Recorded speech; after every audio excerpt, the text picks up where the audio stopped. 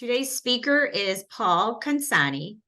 He is president and CEO of Consani Associates Limited, a Pacific Northwest brokerage firm that he founded in 1996.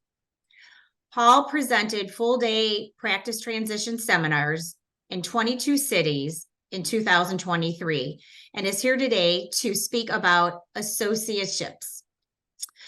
We'll be taking a couple breaks. Paul will stop and ask for questions. However, you can also type in your questions at any time, or you can raise your virtual hand or your physical hand, and I will direct those questions to Paul. So let's get started. Paul? Okay, great. Thank you. Hey, thanks for joining us today. I was telling my wife a couple of weeks ago that ADS Transitions asked me to do this associate seminar, and she said, "Oh, how nice." And I said, "Well, I wasn't actually their first choice. Someone else canceled." And she said, "Well," she said, "don't feel bad. You weren't my first choice either." So that's the level of respect that I'm used to commanding. So if you feel the need to heckle, have at it. I can't see you, so you'll have to do it over chat maybe if you are so inspired. So, okay, so we need, for the purposes of this seminar, we're going to start with a couple of assumptions, and that we're going to have an associate that we're going to bring in and pay them 30% of their collections, and they're going to produce $500,000 a year.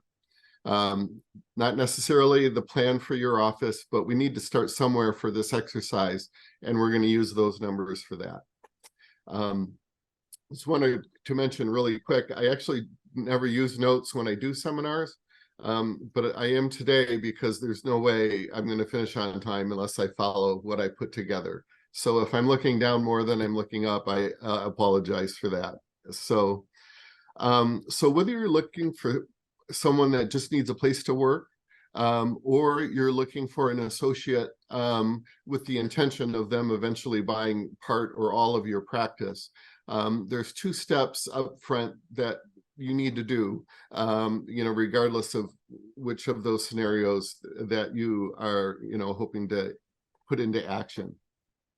So often when we visit a practice who's considering bringing an associate, one of the things we'll ask is, how much can an associate, produce here? And often what we'll get back is, well, it depends, how good are they? And, what we found over the years is how much associates able to produce has a lot more to do with how many patients you're able to provide to them than it does with any magic or skill that they bring to the equation. So one of the first questions is, are you going to have enough patients in order to keep both of you busy?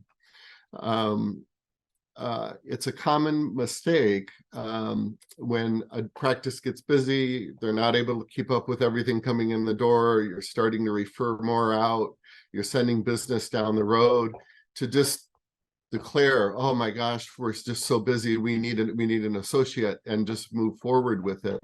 But sometimes you have those two more columns to fill every day, and some practices, they'll go through that busyness pretty quickly, and then all of a sudden find, what,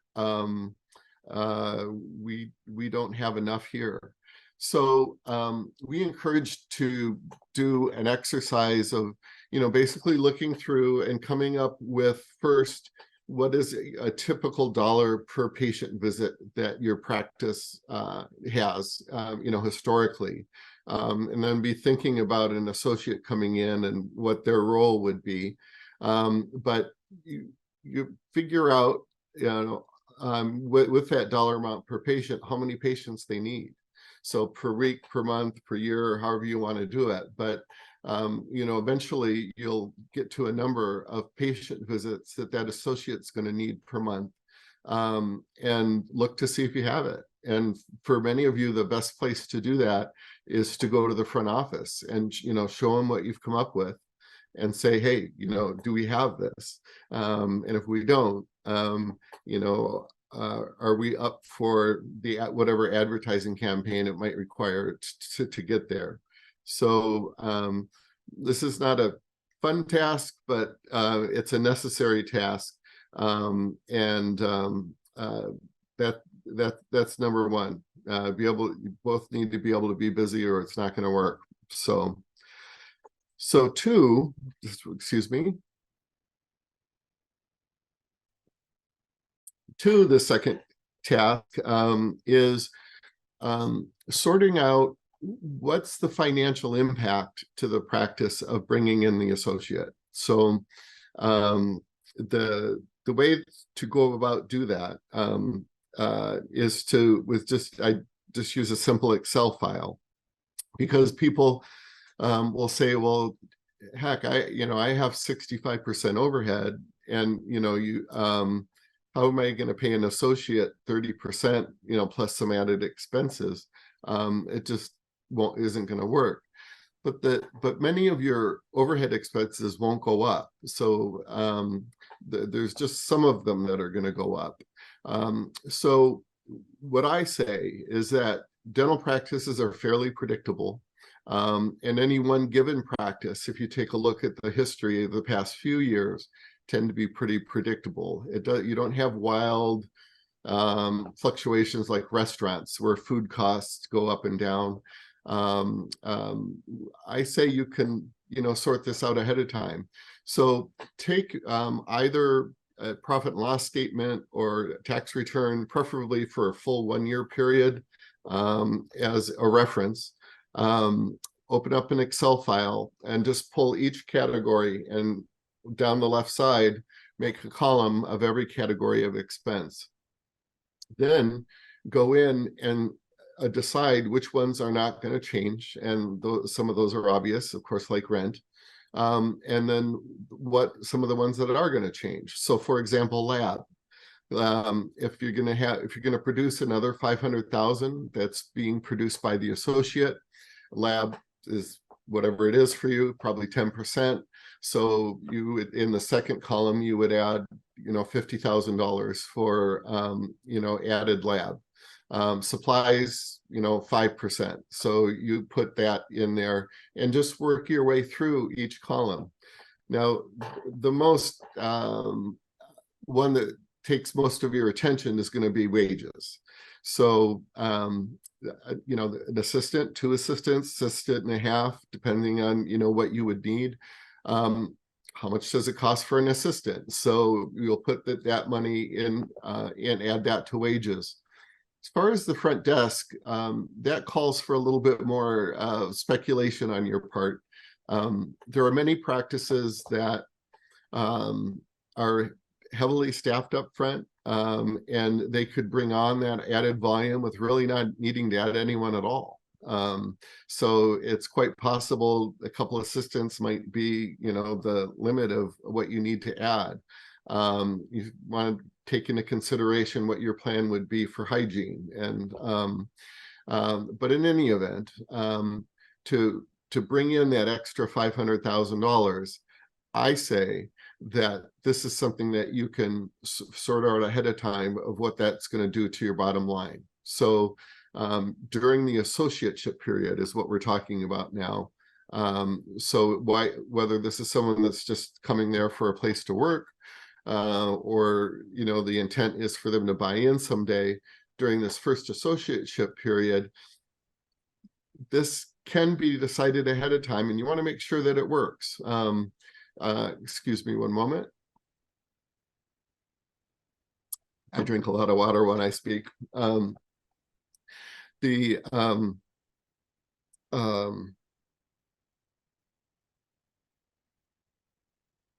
sorry, I forgot where I was. But as far as, of bringing in the associate and have it work, during the associateship period,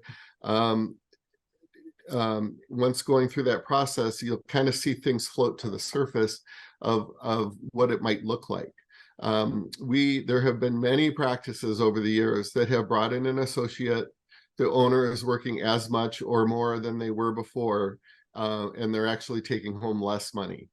So it's not an automatic given that you bring in an associate and everything's just going to work. You need to do these two exercises. And in my opinion, it's so much better if you do it yourself.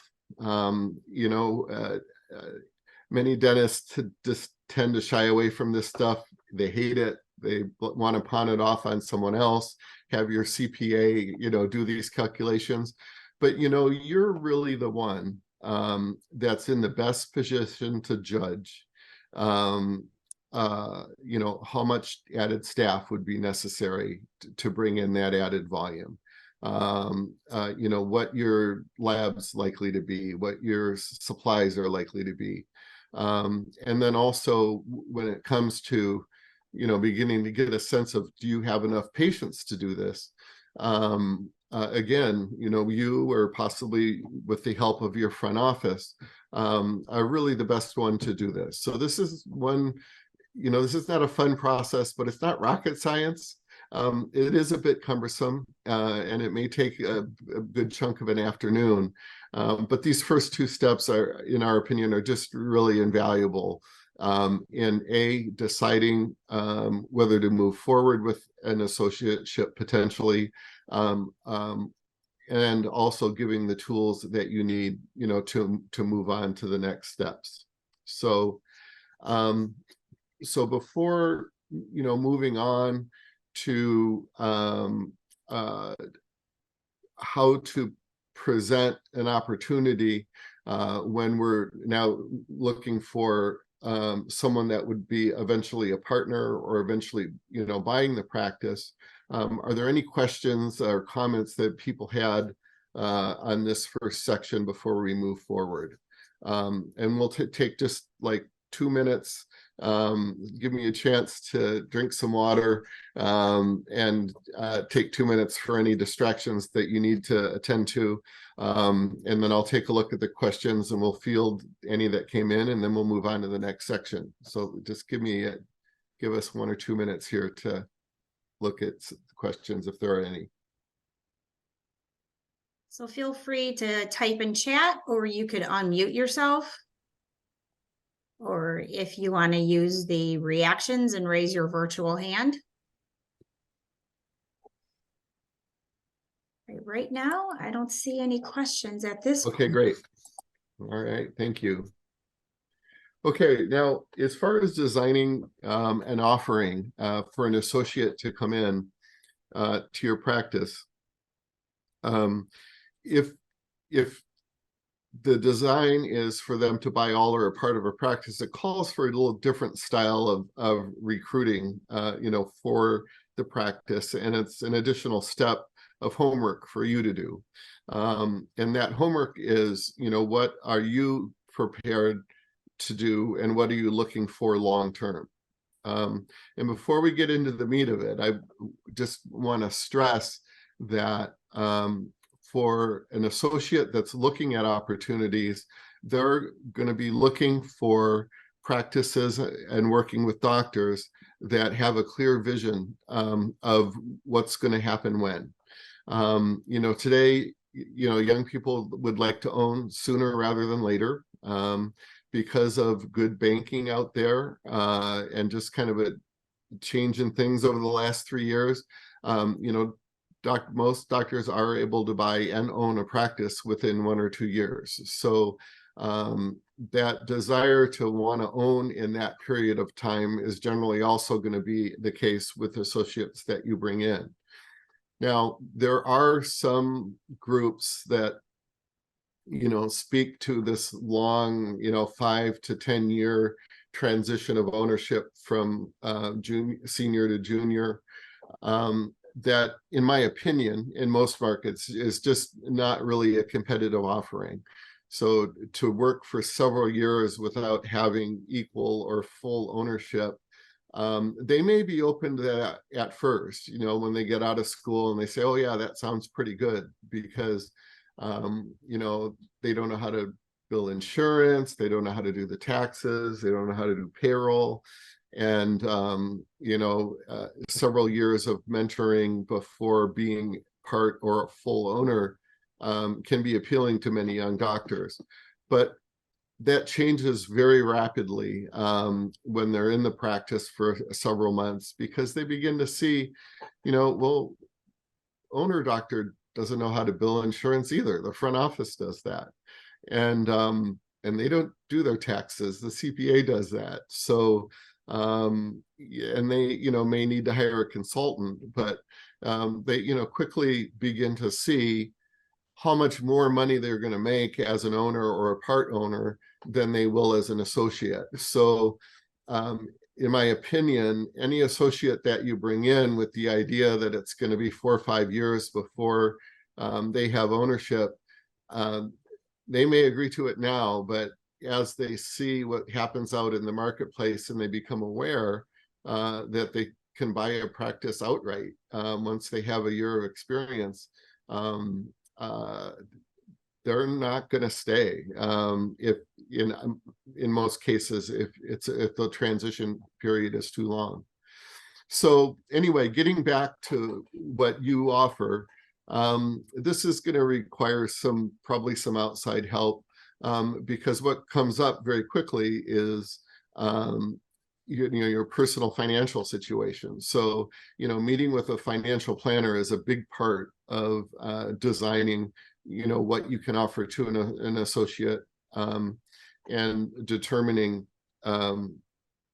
what plan to propose.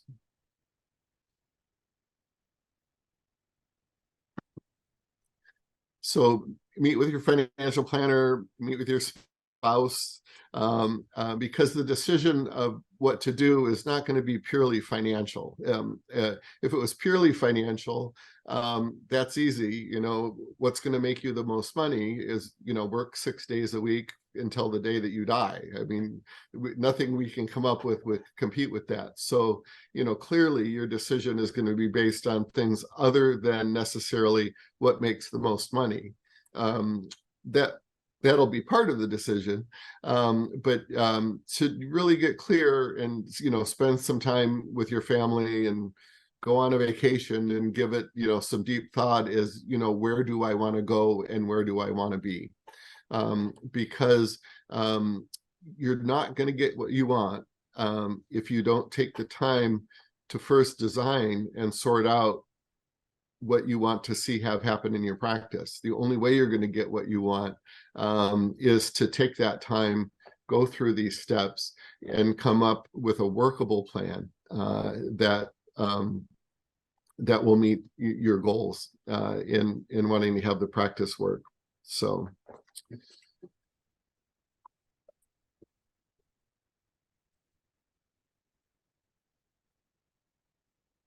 So we're talking about the Paul, commitment part. Yes. I have a question. Do you mind if I share it? Sure. Okay. This is from Dan. If the associate backs out of buy-in, does the money already invested remain with the owner dentist? So the design of every associateship is different. So it depends on what was created. The majority of associateships around the country, there is no invested money. They're just strictly paid as an associate. And so if they were to leave, there's no money that would belong to either party. It's tempting when you bring in an associate for the idea for them to buy, half in 1 year, but having them start putting money down. But it's still, you can't really lock someone in to have to buy half of your practice to become partners, because if you're thinking about becoming partners, really, both of you need to be free at the end of a 1-year trial period to decide that you don't want to become partners. And so, because if you were to get money towards that, there would start needing a lot of what ifs, well, what if the owner's, convicted of a felony, or what if, the numbers don't reach this certain thing. And both ways, both parties would like to lock the other one in, But really, if it's going to be a partnership, then they need to be free to say no at the end of the year. So there is no money to be kept or not kept. Another common question that we get in this arena is, as far as valuing the practice, when do you value the practice? You know, is it valued when the associate comes in, or is it valued when they buy all or half of the practice? So speaking strictly from a general business point of view, everything points towards it should be valued when they buy in, because yes, they've worked there for a year and they've helped grow the practice, but they've already been paid, you know, for that 1 year time of working in the practice. B, they've had no capital tied up in the practice over the prior year. So, you know, if things go bad or the only mill in town closes, they can just leave scot-free. They've got, you know, nothing invested. And maybe the most important would be that if they don't buy it and you go to sell to someone else, you're certainly going to base it upon, you know, what the current value is. Now, having said all that, it's not unusual as a carrot to recruit somebody good to offer something like, well, we'll fix in the price because I want to be out in a year. I want to sell the whole thing, and we'll just lock in the price. Doesn't matter how much it grows. Or you might offer, you know, a compromise. We'll appraise it now, we'll appraise it again, and we'll, you know, average the two. So that all comes into the design of, you know, what you're offering an associate. And again, the offering being, you know, what percentage and how are they going to be paid? How much are they going to be given the patients to be able to produce, you know, a certain number? Of course, they need to do their part, but then also, you know, when would a potential purchase happen? So, so a very long answer to your very short question is most of the associateship leading to partners that we do, there is not gradual payments made. It's just 1 year strictly as an associate, and then they buy half, and then immediately you're 50-50 partners.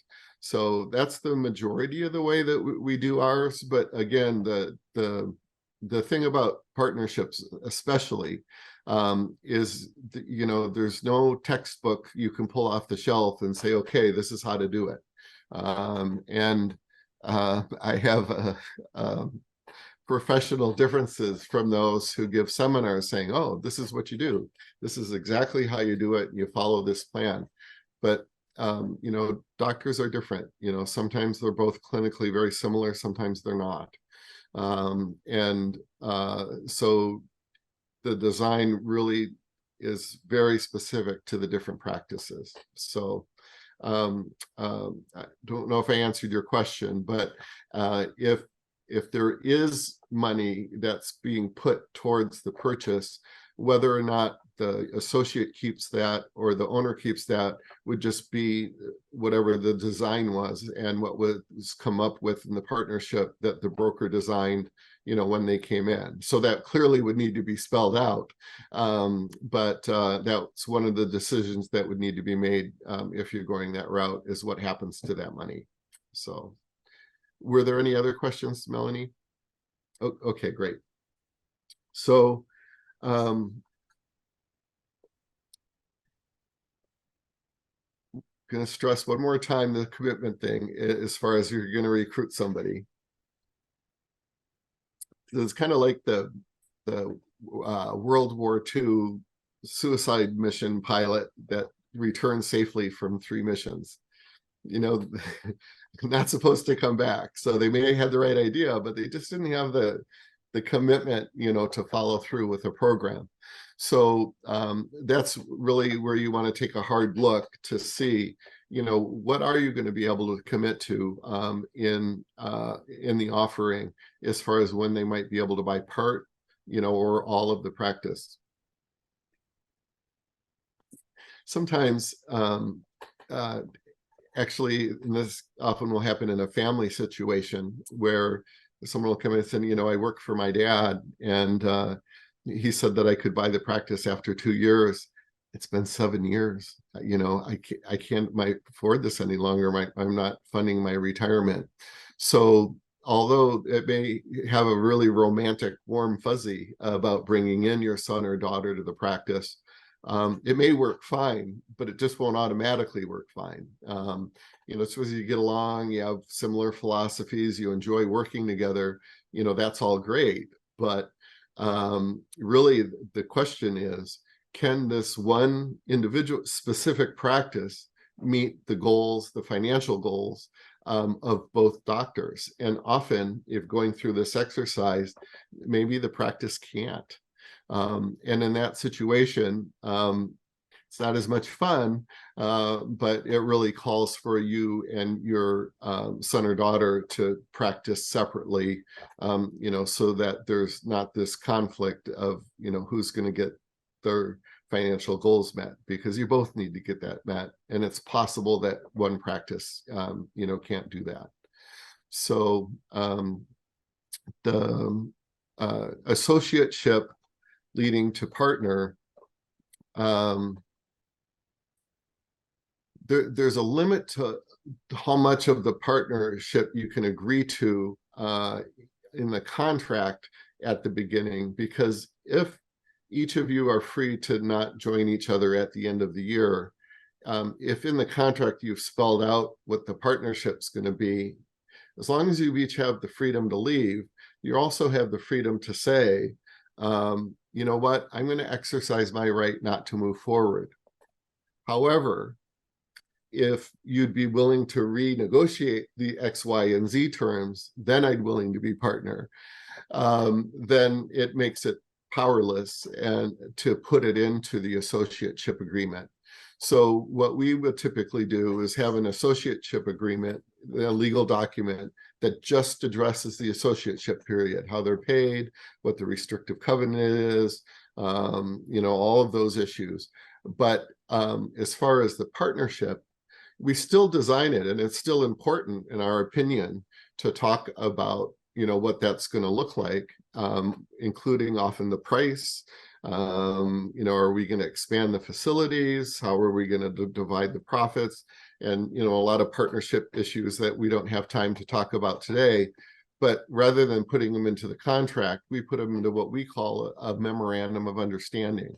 And it's just sort of an outline that you both talk about and fundamentally agree to, that if we do a partnership, this is what it's going to look like. And we have found that at the end of the year, although it's not a legal document, if the doctors do decide to become partners, that they tend to say, oh yeah, no, that's what we agreed to, and generally do follow that memorandum of understanding, which is much less expensive than a multi-page legal document. So Melanie, did we have another question pop up? Yes. Okay. So this is from Kelly. What is your minimum time as partners? In other words, for example, 3 years is expensive because attorney fees, creating the partnership, and then 3 years later, dissolving the partnership. Yeah, that's a great question. So if it were me and you want to be done in 4 years, my goodness, don't do a partnership. It's a lot of work to become a partner. There's a lot of legal expense. There's a fair amount of stress. And because this isn't like co-owning a boat with someone, that you can just sell. This is co-owning your income source.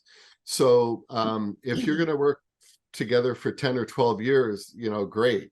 But if you're going to work together for 4 years, oh my goodness, have them work as an associate for 2 years, have them buy the entire practice, and then you work for them for 2 years. Much better idea. There's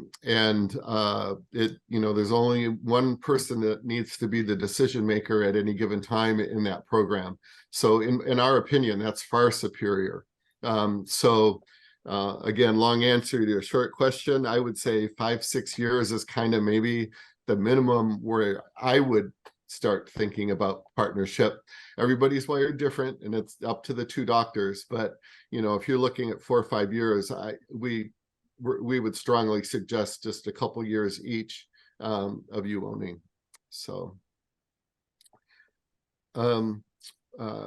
we have about 10 minutes left. When it is over, I will stay on for another 10 or 15 minutes or so for those that of you have, additional specific questions. And if it's about, what tends to work or what tends not to work, or about the general philosophies that we talked about today, I'll be able to field those. The more that it's a market question, as far as your marketplace, and what's going to be competitive in your area and what you need to offer in order to recruit someone, that I'm going to refer you to one of the other ADS brokers. So I don't know what you may or may not know about ADS transitions, but we're a study club of 23 completely independent regional brokers across the country. We don't compete with each other. We all kind of each have our different regions. My brokerage firm works in Oregon, Washington, Idaho, Montana, Alaska, and Hawaii. So if you're in one of those states, I would be able to get into some specifics about what's competitive. But in any other state, I refer you to one of the other brokers. So we are, as again, essentially a study club. We get together twice a year, meet for a week, and work on our craft. And we bring in speakers and, continue to learn what there is to know about facilitating practice sales professionally. So we are also an advertising co-op. So in addition to the advertising that we all do in our regions, which is specific to our company or my brokerage firm, Consani Associates, we fortunately are able to supplement that with ADS Transitions advertising, whose website, social media, and a whole plethora of advertising that my small company could never do on our own. But with collectively working with the other brokers, we have a budget that we can do some things that I wouldn't be able to do in my specific region. But in my opinion, when it comes to practice sales or designing associateship partnerships, it is very region specific. Even within our 6 states, what we're proposing may be very different depending on what's going on there. Alaska is exceptionally different than Montana as far as the pay structure and what's typically happens there. I guess the one last message before I've got kind of a little treat here is that remember that you don't have to do an associateship. Many of us who may have grown up with parents that have left over from the Depression era are wired such that, there's business out there. I have to go get it. There's all this patience and there's all this need. We have to bring in an associate. But no, you don't. There's nothing wrong with just doing what you're doing until you're ready to retire and then just selling it. There were times when especially if you had a large practice, the only way to sell the practice was to build in a buyer that would eventually buy the whole practice. But that's not true today. There are buyers out there that want to buy a practice. Doesn't matter how big it is. The banking is very good and will lend the money. And despite what some DSOs may try to tell you, young people do want to own. Young people are able to own. And the banking rate now is very good. And so practices are selling for as much as they ever have. And, it may be that even though you could bring in an associate after doing this exercise, you may decide, I'm kind of happy with the way things are going, right now. And there's, no real tragedy in just, continuing to practice the way that you are now, that is comfortable. So just really quick, for reference, this is a ADA survey that was done. It's actually been a number of years ago, but it's reasons for failure in associateships. So this is a survey, so you can kind of get an idea of what happens nationally. And for the purpose of these two quick lists that I'm going to read off, the definition of a failure is that someone came in as an associate with the purpose of buying part or all of the practice, but then it didn't happen. And so the first list, lack of a written associateship contract. You don't want to do that. Incompatible philosophies of the practice, unclear understanding on the part of the dentist concerning each other's expectations, the inability of the practice to support an additional dentist, the associate's unwillingness to adapt to the practice policies and procedures, the associate's unrealistic income expectations, the associate's unwillingness, we're hearing from the sellers here at the first part, right? The owners. Associate's unwillingness to take the owner's advice suggestion because he or she thinks that the doctor is outdated and they know more than the owner. Associate's unwillingness to devote sufficient effort to building the practice, and the associate's involvement and support of the office staff in their complaints about the owner. And then moving on really quickly here, owner's unwillingness to pay the associate an equitable and competitive income, owner's unwillingness to assign patients fairly to the associate. It's getting the welfare patients versus the Crown and Bridge. Owner's willingness to listen to the recommendations put forth by the associate. The associate's attitude that the owner's attitude that the associate is young, inexperienced, and couldn't possibly have anything worthwhile to offer to the practice. The owner's unwillingness to spend sufficient time with the associate's unwillingness to relinquish any control or authority over the associate's unwillingness to sell all or a portion of the practice when he or she initially indicated that that would be available. The owner and associate not being able to agree on the price or terms of the associate buying all or a portion of the practice. And lastly, inconsistent expectations concerning the extent to which the associate will treat capitation and managed care patients. So this is all the devil's advocate type of list. But you can see that a lot of things on this list, if it was done right at the beginning, and these things were all talked through, and there was a definite plan rather than, oh man, we're so busy, come on in, you're just that much less likely to run into these kind of problems. So I take calls all the time, so don't hesitate to write or call me. If you had a few quick questions, it doesn't matter if you're not in my region. I'd be happy to field those calls. Again, you may call and I'll help direct you to the appropriate broker if for regional issues, or you can go on our website and look up on your own the brokers that we have in your region and give them a call. So there is one question, Paul. I have another one. Sure. Yeah. So from Don Timpton, is there a reasonable way to evaluate an associate's clinical competence prior to engaging in a year-long relationship?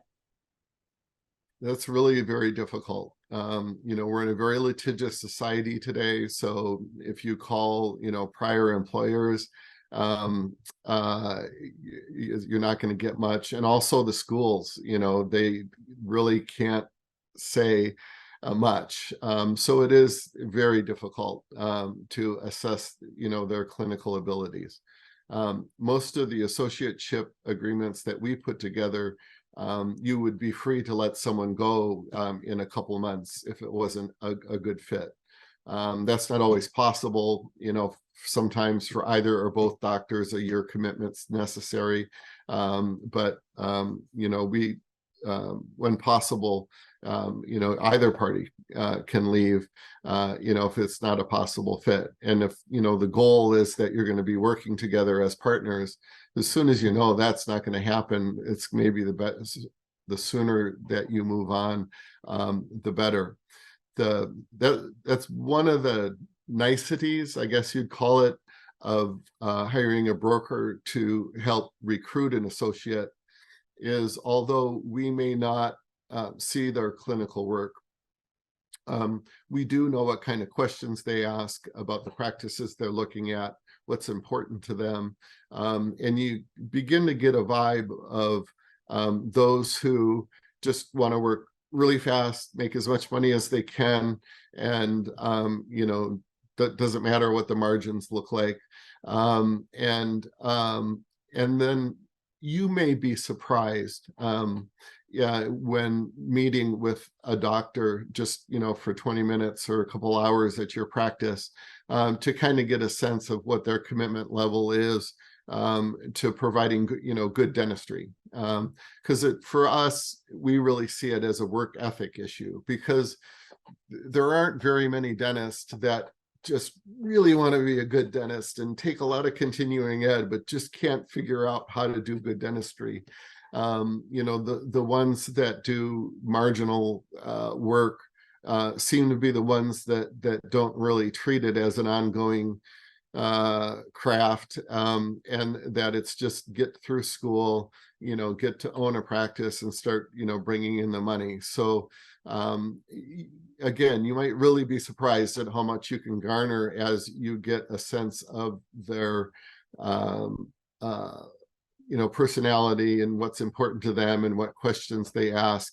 You can begin to get an idea, but really, again, the only way to actually see their work is to have a trial period before you become partners. And for our group, generally that trial period is designed to be 1 year.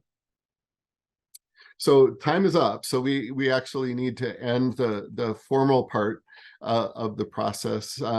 But again, don't hesitate to call with questions. And so thank you, everybody, and goodbye. And if anyone want to stay on for additional questions, please feel free to do so and go ahead and type in any questions. Thank you so much for joining us. Thank you, everyone.